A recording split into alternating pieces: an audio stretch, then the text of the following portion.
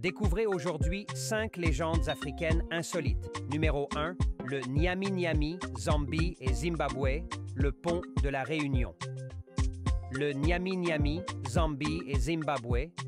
Le Nyami-Nyami est un esprit de la rivière Zambèze, souvent représenté comme une créature mi-serpent, mi-poisson.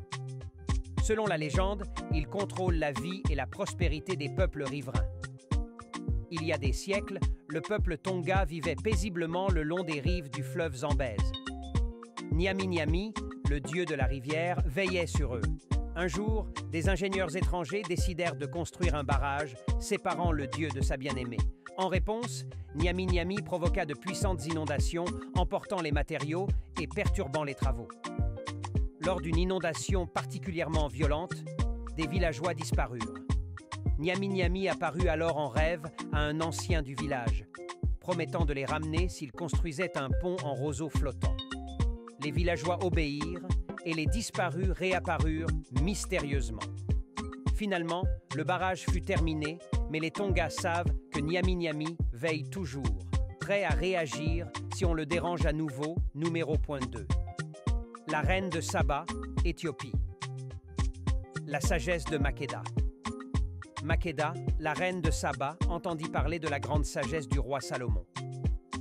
Curieuse et désirant vérifier ces rumeurs, elle entreprit un long voyage pour le rencontrer. Arrivée à Jérusalem, elle posa à Salomon des énigmes et des questions complexes. Impressionnée par ses réponses, elle l'admira profondément. Salomon, à son tour, fut charmé par l'intelligence et la beauté de Makeda. Ils passèrent des mois à échanger des savoirs et des histoires. Avant de retourner en Éthiopie, Makeda reçut un anneau en signe de leur lien. De retour chez elle, Makeda donna naissance à Ménélik, qui, devenu adulte, voyagea à son tour à Jérusalem et rapporta l'Arche d'Alliance en Éthiopie, où elle serait encore cachée. Il assura ainsi une lignée royale éternelle. Numéro 3.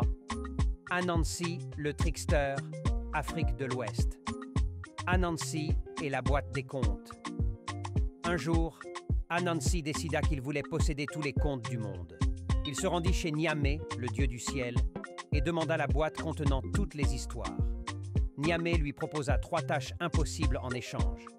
Capturer Mmoboro, l'abeille géante, Onini, le grand python, et Osebo, le léopard redoutable.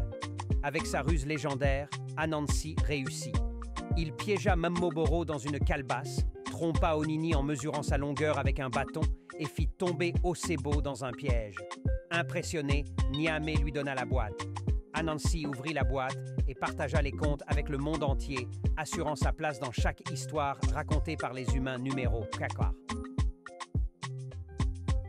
L'Homme-Lion, Sénégal. Abonnez-vous, likez et partagez pour découvrir d'autres légendes encore plus impressionnantes.